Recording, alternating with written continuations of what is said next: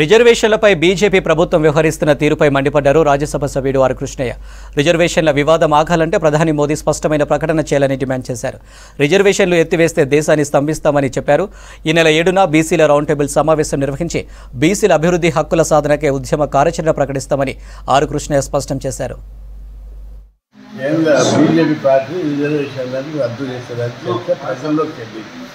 దానికి కొన్ని సహాయకమైనటువంటి కారణాలు ఉన్నాయి. అందుకే బీజేపీ పార్టీ అధికారంలోకి వచ్చి 10 ఏళ్ళు అయింది.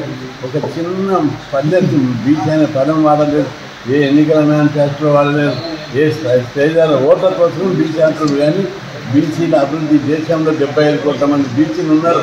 వాళ్ళ అభివృద్ధికి ఒక మంత్రిత్వ శాఖ వెళ్తాం, 2 లక్షల కోట్ల బడ్జెట్ కేటాయిస్తాం, ఇంటికి 20 లక్షలు ఇస్తాం అని మా రిజర్వేషన్లు పెంచుతాం, చట్టసభలో రిజర్వేషన్లు ఇస్తామని ఒక్క మాట ఏ నాయకులు నోట రావడం లేదు.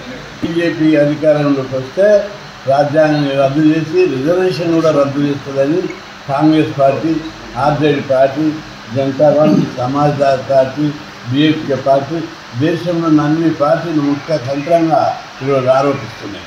ప్రజలందరికీ డౌట్ రేజ్ అయింది బీజేపీ పార్టీ. ఎందుకంటే మండల్ కమిషన్ సందర్భంగా మండల్ కమిషన్ వ్యతిరేకించారు, రిజర్వేషన్లకు పలు సందర్భాల్లో వ్యతిరేకించారు. ఈ 10 ఏళ్లలో బీసీలకు ఒక చిన్న స్కీమ్ పెట్టలేదు, బడ్జెట్ ఇవ్వలేదు, ఎకనామిక్ స్కీములు కూడా పెట్టరా, విద్యార్థులు చదువుకునే స్కీములు కూడా పెట్టరా, స్కాలర్షిప్ స్కీము, ఫీజుల రియంబర్స్మెంటు, గురుకుల పాఠశాలలు, స్టడీ సర్కిల్స్, చదువుకునే కూడా మీరు ఓడకపోతే ఎట్లా? మా బీసీలు చదువుకోవద్దా?